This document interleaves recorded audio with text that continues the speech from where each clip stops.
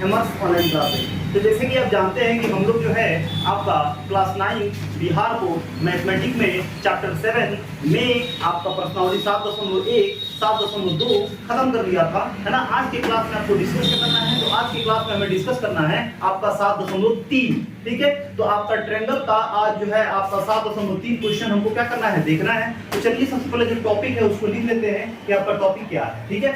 तो आपका पार्ट जैसे कि आप जानते हैं कि पार्ट क्या है आपका 7 है, ठीक है, 7 है। और हम लोग पढ़ रहे हैं क्या आपका त्रिभुज, जिसे हम इंग्लिश में बोलते हैं क्या, ट्रायंगल, ट्रायंगल बोलते हैं। और हमको देखना है क्या, प्रश्नावली, प्रश्नावली 7.3 को देखना है, ठीक है। 7.3 में आपका जो पहला क्वेश्चन है, चलिए उसको पढ़ते हैं कि क्या कहता है, ठीक है। तो प्रश्नावली 7.3 में बोल रहा है कि त्रिभुज एबीसी और आपका त्रिभुज डीबीसी एक ही आधार बीसी पर बने दो समद्विबाहु त्रिभुज इस प्रकार है कि ए और डी भुजा बीसी के एक ही ओर स्थित है। आकृति 7.3 में देखिए, तो सबसे पहले हम क्या करते हैं, आकृति बनाते हैं, उसके बाद जो है ना बाकी जो काम होगा हम लोग करेंगे, ठीक है। तो सबसे पहले जो आकृति है ना उसको करेंगे, ये ए बी और ये, ठीक है, ऐसे ये बी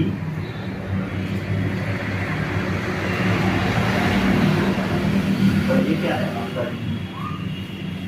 तो कह रहा है कि त्रिभुज एबीसी, आप जानते हैं कि ये बड़ा वाला एबीसी है, एबीसी, और दूसरा त्रिभुज डीबीसी, डी बी और सी, दूसरा वाला त्रिभुज है।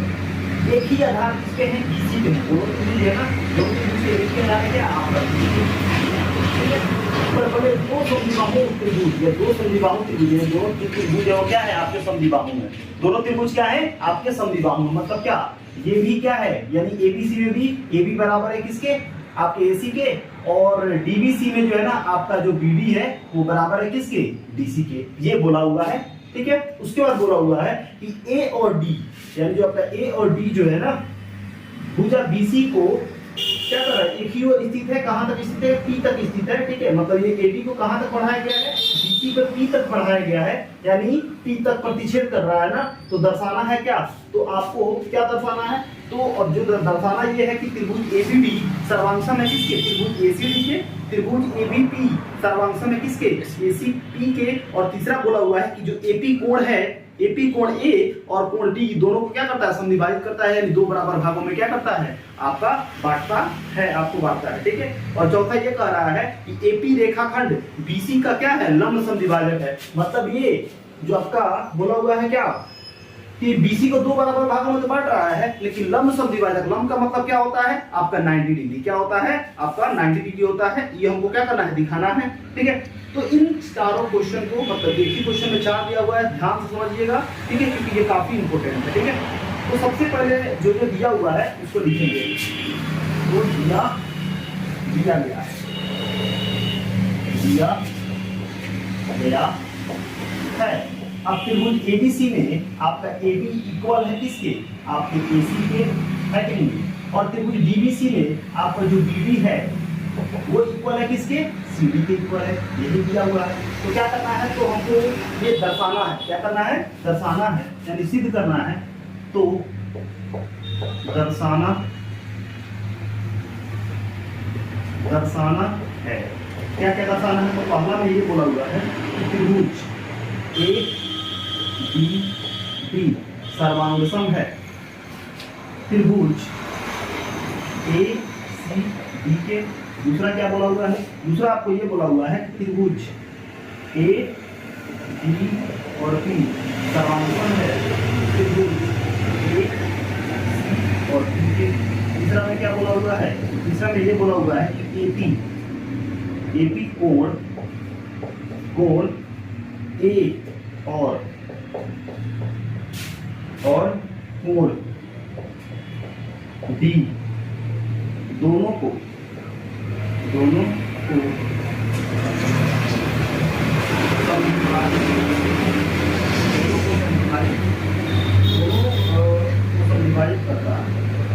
संविभाजित करता है, और चौथा ये बोला हुआ है कि आपका एपी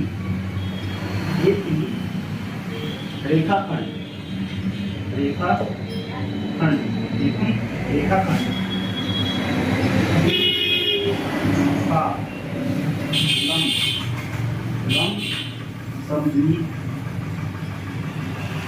भाजक क्या है? लंब समद्वि भाजक है।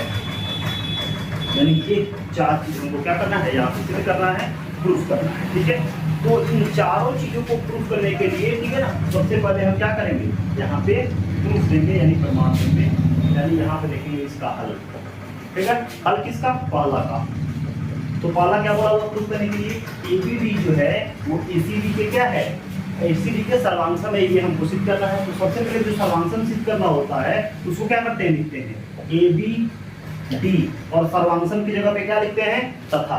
ठीक है, या और एबीडी तथा क्या आपका एसीडी में, त्रिभुज एसीडी में। सबसे पहले फिगर में देखेंगे एबीडी कहाँ है, ए बी और डी। ठीक है, एबीडी ये त्रिभुज है ना, कौन सा त्रिभुज? यानी ये वाला त्रिभुज है। और एसीडी का मतलब क्या है? एसीडी मतलब कौन? ये त्रिभुज। यानी इन दोनों त्रिभुज में क्या करना है, आपको काम करना है। ठीक है, तो अब इसमें क्या दिख रहा है? AB इक्वल है किसके? AC के। लिखेंगे कि नहीं लिखेंगे? यानी यहाँ पे लिखेंगे AB इक्वल है किसके? AC के। और उसी तरह आपका इस त्रिभुज में क्या आता है, इसको हटाइए, आप तो समझ गया है ना कि कौन कौन से त्रिभुज में, इस त्रिभुज में और इस त्रिभुज में। ठीक है, और BD जो है ना, BD जो है वो इक्वल है किसके? DC के। किसके इक्वल है? आपका DC के इक्वल है, ये DC के। CD कहिए या DC कहिए, बात वही है, आप जानते हैं CD के इक्वल है। और आपने ये कैसे लिख दिया? तो हमको पता है, दिया गया है। क्या पता है? दिया गया है। यहाँ पे दोनों को लिख देंगे क्या? दिया गया। और तीसरा क्या है? AD दोनों में कॉमन है कि नहीं है? ध्यान दीजिए, AD जो है वो दोनों में कॉमन है कि नहीं है? तो लिखेंगे क्या? AD बराबर होगा AD के, क्या होगा? उभयनिष्ठ, उभयनिष्ठ। तो इस तरह से हम पा सकते हैं क्या? त्रिभुज एबीडी सर्वांशम हो जाएगा त्रिभुज किसके? AC कैसे? साइड साइड से कहाँ इसमें S सर्वांशम का कोई दिक्कत? तो इस तरह से आप बताइए, इस तरह से यहाँ पे आप बताइएगा, इसको हम एक कर सकते हैं कि नहीं कर सकते, और इसको दो कर सकते हैं कि नहीं कर सकते। तो बताइए, आपका यहाँ पे एक और दो, एंगल एक और एंगल दो जो होगा वो आपका CBCD से इक्वल होगा कि नहीं होगा? होगा कि नहीं होगा? क्या लिखेंगे? इसीलिए यहाँ पे लिखेंगे, इसीलिए एंगल एक बराबर होगा कि एंगल दो के। तो इसका मतलब क्या है? इसका मतलब ये है कि ये जो आपका AP रेखाखंड है वो एंगल A को बाइसेक्ट करता है कि नहीं करता है, समविभाजित करता है कि नहीं करता है। तो क्या लिखेंगे? लिखेंगे इसीलिए लिख सकते हैं AP, क्या लिखेंगे? AP कोण A को समद्विभाजित करता है। क्या करता है? समद्विभाजित करता है। इतना में कोई दिक्कत है तो बताइए, समझ में आया? अब फिर अब यहाँ पे क्या करेंगे? दूसरा, यानी पहला हम तो प्रूफ कर चुके, ठीक है। अब दूसरा, अब देखिए दूसरा सेकंड नंबर, इसमें कोई दिक्कत है बताइए? बहुवचन। दूसरा क्या है? तो त्रिभुज आपका ABD तथा त्रिभुज किसमें? ACP में, ACP में। तो पहले तो समझिए कि ABD किधर है? A, B और B, और क्या है? और क्या? ठीक है, बोलना है ना? A और क्या बोला हुआ है? B, ABD, यानी ये त्रिभुज है ABD, ठीक है ना? ABP है, ABP और ACP, ठीक है ना? तो A, B और P, ये त्रिभुज कौन सा? ये बड़ा वाला, ये त्रिभुज को आता है बड़ा वाला। तो ABP और क्या? ACP में, कोई दिक्कत? तो सबसे पहले यहाँ पे आप क्या लिख सकते हैं, तो अब देखिए, ठीक है, तो आपका ABP और ACP में क्या होगा, क्या इसको हम करना है सर्वांगसम, क्या सिद्ध करना है, सर्वांगसम सिद्ध करना है। तो बताइए ABP में आपका AB आता है कि नहीं आता, और ACP में आपका AC आता है कि नहीं आता, हम क्या लिख सकते हैं, AB इक्वल होगा किसके, AC के इक्वल होगा, और ये कैसे, तो पहले ही दिया गया है कि नहीं, कर लेंगे, दिया गया है। उसके बाद क्या, एंगल 1 एंगल 2 के इक्वल होगा कि नहीं होगा, प्रमाणित किया गया पहले ही, एंगल 1 बराबर होगा एंगल 2 के, ऐसे सिद्ध किया गया, सिद्ध किया गया। और तीसरा क्या, दोनों में AP है कि नहीं है, तो AP क्या होगा, कॉमन हो जाएगा, उभयनिष्ठ हो जाएगा, तो AP बराबर होगा किसके, AP के, और कैसे, उभयनिष्ठ हो जाएगा, क्या हो जाएगा, उभयनिष्ठ हो जाएगा। इसलिए कह सकते हैं त्रिभुज ABP सर्वांगसम होगा त्रिभुज ACP के, और कैसे, तो साइड एंगल साइड से, कैसे हो जाएगा, साइड एंगल साइड से, कोई दिक्कत, यानी SES सर्वांग समता से, सर्वांग समता से, क्लियर है। तो इस तरह से बताइए आपका इतना में कोई दिक्कत नहीं है, समझ में आ रहा, तो इस तरह से बताइए यहाँ पे जो आपका BP है वो किसी के इक्वल होगा कि नहीं होगा, है ना, ये BP जो होगा इसे लिख सकते हैं क्या, आपका जो BP होगा वो इक्वल होगा किसके, किसी के, और जैसे किसी, कोई दिक्कत है बताइएगा, इतना बात समझ में आया कि नहीं है, समझ में आ रहा ना। उसी तरह इसका मतलब क्या है कि जो आपका AP है, जो आपका AP है वो BP को और PC को क्या करता है, समविभाजित करता है, ठीक है। यहाँ पे लिखेंगे क्या कि आपका जो BP है, यानी लिखेंगे AP, क्या लिखेंगे, AP किसको, BC को समविभाजित करता है, क्या करता है, समविभाजित करता है। और एक और लिख सकते हैं क्या आपका, और क्या लिख सकते हैं, और हम लिख सकते हैं कि आपका जो AP है, और यहाँ पे इस त्रिभुज में इतना में कोई दिक्कत नहीं है, समझ में आ रहा है कि नहीं आ रहा, तो इसको मान लेते हैं क्या, इसको मान लेते हैं 3, और इसको मान लेते हैं क्या 4, कोई दिक्कत, समझ में आ रहा है कि नहीं आ रहा। तो यहाँ पे हम क्या लिख सकते हैं, एंगल 3 एंगल 4 इक्वल होगा कि नहीं होगा, यहाँ पे लिखेंगे एंगल 3 इक्वल होगा किसके, एंगल 4 के, और कैसे, CP से। और नॉर्मली आप जानते हैं कि एंगल 3 आप थोड़ा सा अगर एंगल 4 कर दे तो कितना होगा, 180 होगा कि नहीं होगा, होगा, कैसे, रैखिक युग्म, है ना, 180 डिग्री, और कैसे, रैखिक युग्म से, क्योंकि BC जो है ना एक सरल रेखा है, रैखिक युग्म से। तो अब बताइए एंगल 3 एंगल 4 के इक्वल है, तो हम क्या लिख सकते हैं बताइए, हम ये लिख सकते हैं कि एंगल 3 और एंगल 4 के इक्वल है, 3 को हम 4 बना सकते हैं, 4 को 3 का बना सकते हैं, ये बना सकते हैं कि नहीं बना सकते। तो हम यहाँ पे एंगल 3 को 3 लिखते हैं, एंगल 4 को हम 3 लिखते हैं, ठीक है, बराबर कितना होगा, 180 होगा कि नहीं होगा। अब एंगल 3 कितना हो जाएगा, 2 एंगल 3 होगा कि नहीं होगा, बराबर 180 होगा कि नहीं होगा, और यहाँ पे लिख देंगे चूंकि एंगल 3 बराबर है किसके, एंगल 4 के। अब 2 से 180 कटेगा कितना बार में, 90 बार कटेगा कि नहीं बार कटेगा, बोलिए कितना में कोई दिक्कत। अब यहाँ पे आ जाइए, तो एंगल 3 जो है अगर 90 आ गया तो एंगल 4 भी क्या होगा, 90 होगा कि नहीं होगा, क्या हम लिख सकते हैं, इसीलिए एंगल 3 क्या होगा, 90 हो जाएगा, तो एंगल 4 भी क्या हो जाएगा, 90 होगा कि नहीं होगा।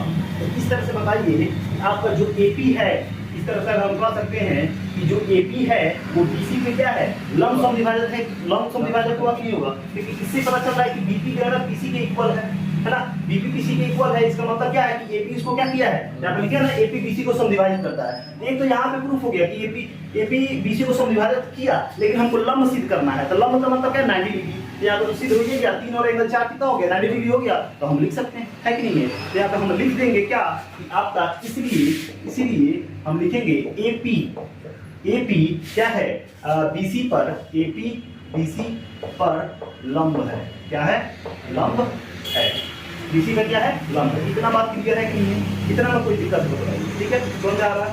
अब यहाँ पे हमको क्या सिद्ध करना है, तो इसके अनुसार अब देखो यहाँ पे तीसरा सिद्ध हो जाएगा, इसलिए तो तीसरा जो है ना कैसे सिद्ध हो जाएगा बताइए।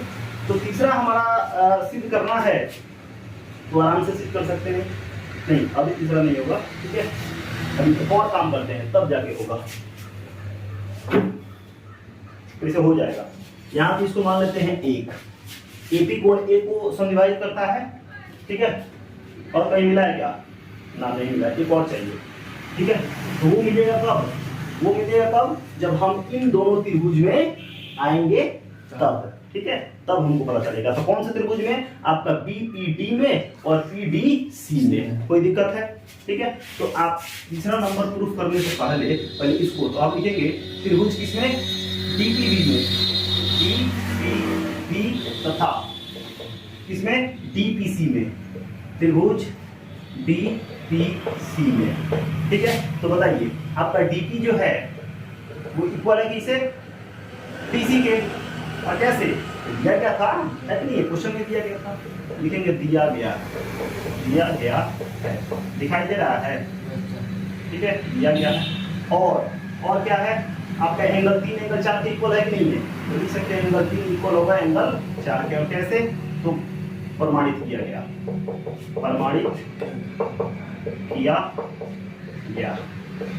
कोई दिक्कत? और डीपी दोनों में कॉमन है कि नहीं है? डीपी दोनों में क्या है? आपका कॉमन हो जाएगा, ठीक है। यहाँ पे क्या लिख सकते हैं?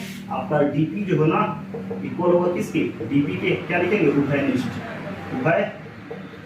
हो जाएगा, कोई दिक्कत? तो इसलिए कह सकते हैं कि त्रिभुज डीपीपी सर्वांशम होगा किसके? त्रिभुज डीपीसी के, डीपीसी के। और कैसे? आपका साइड एंगल हाइट, एस सर्वांशम समता से, तो इस तरह से सर्वांशमता से इक्वल होगा कि नहीं हो गया? तो अगर इसको हम मान लेते हैं, इसको अगर मान ले 5 और इसको मान ले 6, तो 5 6 इक्वल होगा कि नहीं होगा? क्या करेंगे? एंगल 5 इक्वल हो जाएगा किसके? एंगल 6 के। और कैसे? सीपी से है कि नहीं? तो एंगल 5 एंगल 6 की इक्वल हो गया। इसका मतलब है क्या? कि जो एपी है वो एंगल डी को क्या करता है? समद्विभाजित करता है। तो यहाँ पे हम क्या लिख सकते हैं? इसीलिए एपी इसको कोण क्या लिखेंगे? एपी कोण डी को समद्विभाजित करता है। अब यहाँ पे बात है, ठीक है। तो इसको मान ले अगर समीकरण 1, ठीक है, और इसको मान ले समीकरण 2 मान लेते हैं, ठीक है। तो यहाँ पे क्या हो जाएगा? तीसरा प्रूफ हो जाएगा, नहीं हो जाएगा? यानी एपी और ए को भी समद्विभाजित करता है समीकरण 1 और एपी और डी को समद्विभाजित करता है। इसीलिए हम लिख सकते हैं समीकरण 1 तथा 2 से। यहाँ पे ऊपर लिख देंगे, हाँ ऊपर लिख देते हैं, यहाँ पे दिखाई दे रहा है ना, यहाँ पे लिखेंगे समीकरण 1 तथा 2 से हम क्या यहाँ पे तीसरा हो जाएगा? क्या लिखेंगे? एपी कोण ए तथा डी और ए तथा कोण ए तथा डी दोनों को समद्विभाजित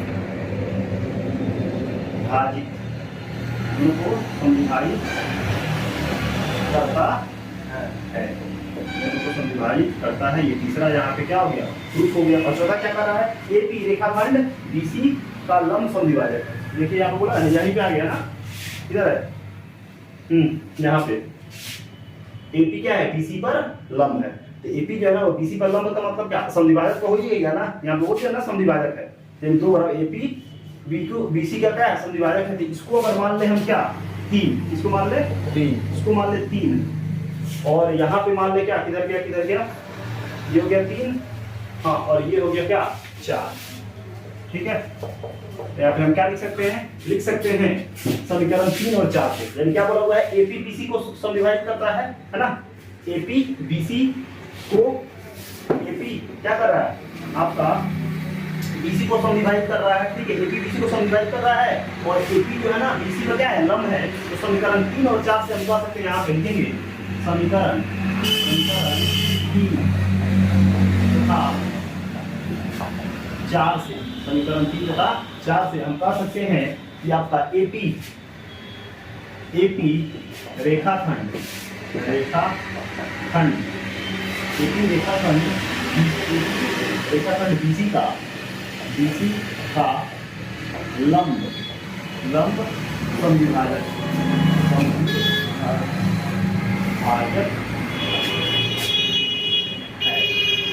और इस तरह से हमारा पहला तो यहीं पे प्रूव हो गया, ठीक है, दूसरा हमारा यहाँ पे प्रूव हो गया, और तीसरा आपका यहाँ पे प्रूव हो गया, और चौथा आपका यहाँ पे प्रूव हो गया। तो इसमें से बताइए कहीं से कोई दिक्कत हुआ?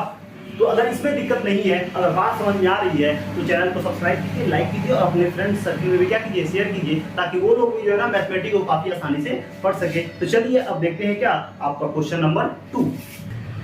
तो अब जो है ना आपका देखना है क्या क्वेश्चन नंबर 2। तो क्वेश्चन नंबर 2 क्या कह रहा है? तो सबसे पहले जो है ना क्वेश्चन नंबर 2 कह रहा है कि एडी जो है ना, एडी एक समद्विबाहु त्रिभुज एबीसी का क्या है, एक शीर्षलंब है। तो सबसे पहले बोला हुआ है कि त्रिभुज एबीसी जो है ना, आपको बोला हुआ है कि एडी एक समद्विबाहु त्रिभुज एबीसी का एक शीर्षलंब है। तो सबसे पहले क्या करेंगे, त्रिभुज बनाएंगे, ठीक है। तो दूसरा नंबर क्वेश्चन में आपको एबीसी एक त्रिभुज बनाना है, ठीक है। तो हम क्या कर रहे हैं, एबीसी एक त्रिभुज बना रहे हैं। यहाँ पे लिखेंगे ए, यहाँ पे लिखेंगे बी, और यहाँ पे लिखेंगे सी। और बोला हुआ है जैसे कि ये समद्विबाहु त्रिभुज है, तो समद्विबाहु त्रिभुज का दो भुजा क्या होता है, बराबर होता है। और क्या बोला हुआ है, जो आपका एडी है, क्या है, जो आपका एडी है वो क्या है, शीर्षलंब है। मतलब क्या, ए से बी कीजिए, और क्या है, शीर्षलंब का मतलब क्या होता है, ये दोनों जो होंगे वो 90 डिग्री होंगे, ठीक है। कोई दिक्कत समझ में आ रहा ना? हाँ, इसमें बोला हुआ है कि एबीसी को इक्वल करना, ठीक है। तो इधर दर्शाइए कि एडी रेखाखंड बीसी को समद्विभाजित करता है, यानी एडी रेखाखंड जो है ना बीसी को क्या करता है, समद्विभाजित करता है। इसे ले लेंगे, समांतर सिद्ध कर देंगे, तो इतना कि इक्वल होगा, कि सीधी सेम हो जाएगा, ठीक है। और दूसरा क्या है, एडी जो है ना वो कोण ए को समद्विभाजित करता है। इसको मान लेंगे 1, इसको मान लेंगे 2, तो सीधी से ये भी हो जाएगा। देखो कितना आसान है कि नहीं है। तो सबसे पहले क्या करेंगे, सबसे पहले दिया गया है, ठीक है, दिया गया है। क्या दिया गया है सर, ए बी जो है वो इक्वल है किसके, ए सी के, यही तो दिया गया है ना। तो हमको क्या करना है, दिखाना है, तो दर्शाना है। क्या करना है, दर्शाना है। तो दर्शाना, तो दर्शाना है, क्या दर्शाना है, तो हमको ये दर्शाना है, बोल रहा है आपका कि एडी जो है ना, यानी पहला हमको ये दर्शाना है कि आपका जो एडी रेखाखंड, एडी रेखाखंड बीसी को, यानी जो एडी है रेखाखंड बीसी को दो बराबर भागों में बांटता है। बीसी को समद्विभाजित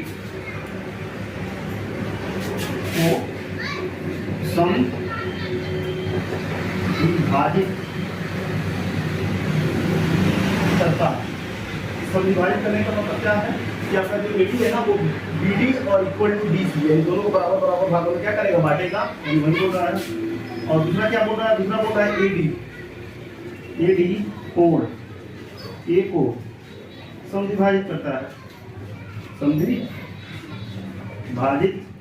करता है, ठीक है। मतलब क्या, ये एंगल ए को दो बराबर भागों में क्या करता है, बांटता है, ठीक है। कोई दिक्कत नहीं, समझ में आ रहा है ना? चलिए अब यहाँ पे करना क्या है, तो इसको हम प्रूव कर देते हैं, ठीक है, बिल्कुल आसान, ठीक है। तो अब यहाँ पे लिखेंगे हल में, तो कौन से ट्रायंगल में, एक तो ये त्रिभुज और एक तो ये त्रिभुज, तो क्या लिखेंगे, त्रिभुज आपका एबीडी तथा त्रिभुज किसमें, एडीसी, ठीक है। तो आपका जो एडी है ना वो बराबर है किसके, एसी के, और कैसे, आपका दिया गया है।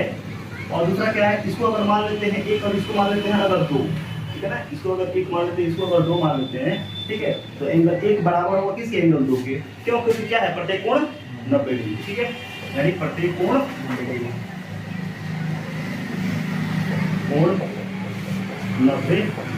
और तीसरा क्या है, एडी दोनों में आता है कि नहीं आता, यानी उभयनिष्ठ एडी बराबर एडी और क्या, उभय कॉमन लेकर बताइए। इस तरह से हमारा ये जो दो त्रिभुज है, यानी एबीडी त्रिभुज जो है वो सर्वांगसम हो जाएगा किसके, आपके त्रिभुज एडी उसी के, है कि नहीं, कैसे, एस सर्वांगसम का, एस सर्वांग समता से, ठीक है। समझ आ रहा है? तो एडी रेखा कोण बीसी को समझाया करने का मतलब क्या है कि हमको बताना है कि जो आपका बीडी है वो इक्वल है किसके, बीसी के, है ना, BC के। और तुम्हारे एक क्वेश्चन है इसको मान लेते हैं क्या आपका 3 है, इसको मान लेते हैं क्या 4 है कि नहीं। तो एंगल 3 एंगल 4 इसको हम तो सिस्टम है क्या एंगल 3 बराबर है एंगल 4 के, है कि नहीं। तो यहाँ पे बताइए हम क्या लिख सकते हैं, हम लिख सकते हैं कि आपका जो बीडी होगा वो इक्वल होगा किसके, सीडी के। और कैसे सर, सीडी सीडी सीडी कैसे सीडी सीडी से। इसका मतलब ये है कि आपका देखिए नहीं लिख सकते हैं पहला नंबर ये बराबर हो गया, पहला नंबर इक्वल हो गया, ये सिद्ध हो गया। तो यहाँ पे लिख सकते हैं कि एडी रेखाखंड बीसी को समविभाजित करता है, समविभाजित करता है, समविभाजित करता है। और दूसरा क्या है तो कोण 1। अब यहाँ पे हम लिख सकते हैं क्या कि एंगल 3 बराबर होगा एंगल 4 के, कैसे सीधी सीधी से, यानी 3 4 के बराबर है। इसका मतलब क्या है कि लिख सकते हैं हम यहाँ पे कि आपका जो एडी है कोण ए को समविभाजित करता है। और इस तरह से क्या हो गया आपका सिद्ध हो गया, ठीक है। अब इस तरह से दूसरा नंबर क्वेश्चन जो है वो खत्म हो गया, ठीक है। चलिए देखते हैं थर्ड नंबर क्वेश्चन। तो अब जो है ना आपका थर्ड नंबर क्वेश्चन क्या कह रहा है, तो थर्ड नंबर क्वेश्चन में कह रहा है कि एक त्रिभुज एबीसी है, एक त्रिभुज एबीसी के दो भुजाएं एबी तथा बीसी तथा माध्यिका एएम क्रमशः दूसरे त्रिभुज की भुजाओं पीक्यू और क्यूआर तथा माध्यिका पीएन के बराबर है।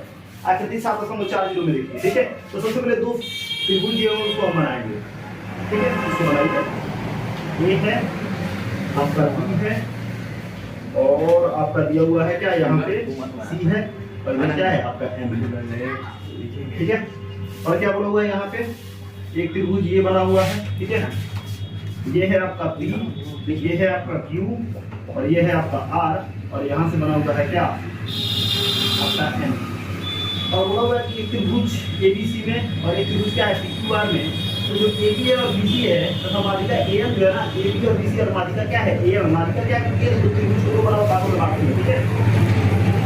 ये आपको बोला हुआ है कि एबी जो है ना वो बराबर है इसके बराबर है, ठीक है। और क्या बोला हुआ है, और बोला हुआ है बीसी जो है ना वो बराबर है किसके, क्यूआर के। यानी बीसी जो है ना, बीसी क्या दिया, बीसी जो है ना वो बराबर है किसके,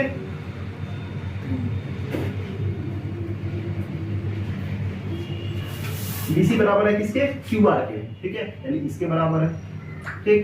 और क्या बोला हुआ है, और बोला हुआ है जो आपका एएम है यानी जो माध्यिका एएम है वो पीएन के इक्वल है, यानी ये जो है ना इसके इक्वल है, ठीक। ये बोला हुआ है। तो हमको दर्शाना है, ठीक है।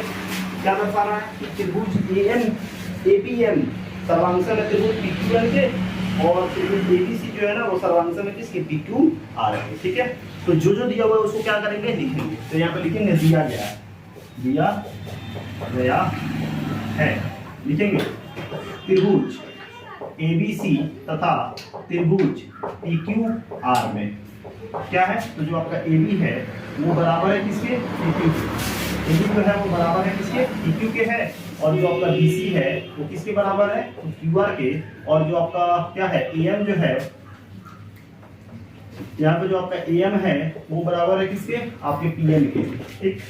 तो क्या करना है, तो दर्शाना है, किसी करना है। तो यहाँ बोल रहा है दर्शाइए की, वो दर्शाना है, दर्शाना है, दर्शाना है।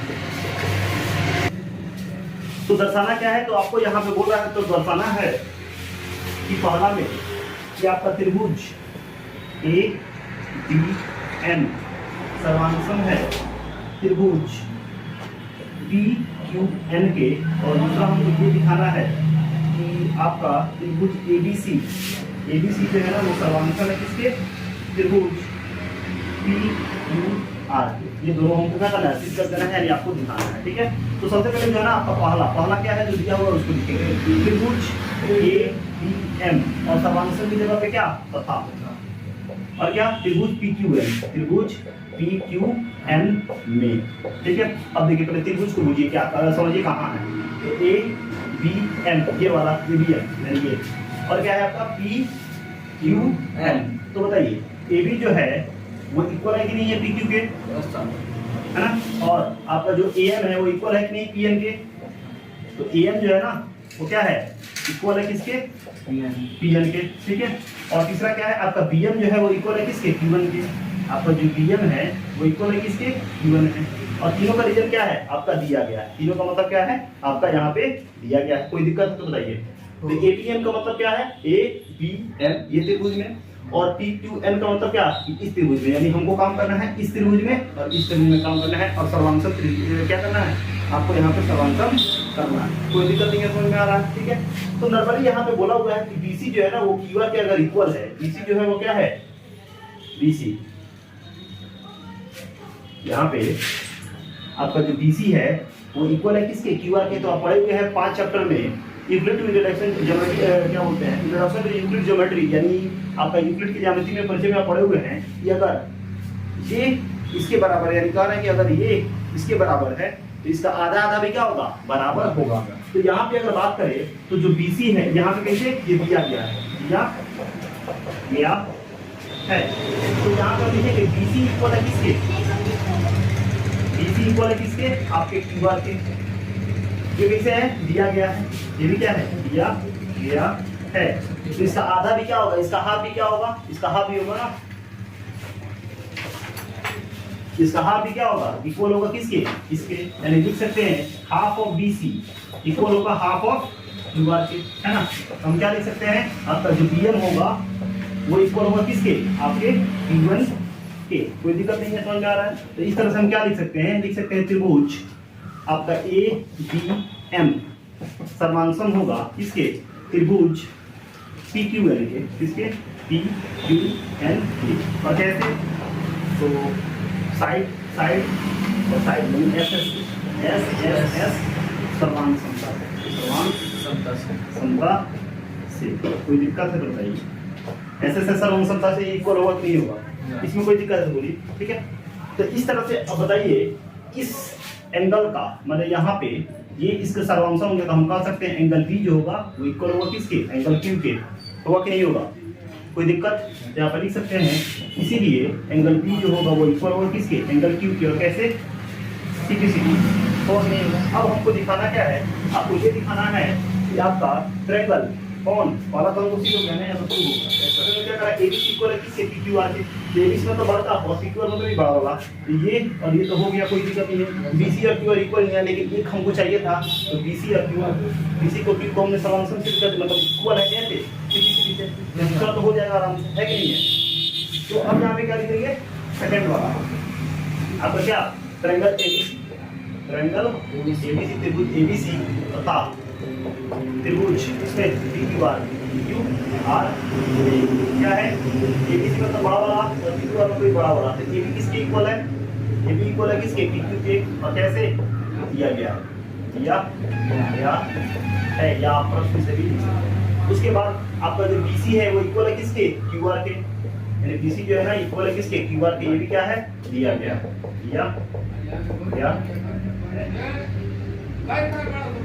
और तीसरा क्या है, एंगल B इक्वल है किसके, एंगल Q के। कैसे सिद्ध किया गया, सिद्ध किया गया, इस तरह से तीन चीजों में प्रूव कर दिया, साइड एंगल साइड से, है ना। इसलिए लिख सकते हैं त्रिभुज ABC सर्वांशम है किसके, त्रिभुज PQR के, PQR। कैसे, साइड एंगल साइड सर्वांशमता समता से। और ये क्या हो गया आपका सेतु का। हमको ये भी करना था, ये इसको प्रूव करना था, ये इसको प्रूव करना था। और इस तरह जाना आपका क्वेश्चन खत्म हो गया। अपने अगले क्लास में हम आपका जो है ना 4 नंबर क्वेश्चन और 6 नंबर क्वेश्चन जो है ना अगली क्लास में डिस्कस कर लेंगे, ठीक है। फिर मिलते हैं अगले क्लास में अगले वीडियो के साथ।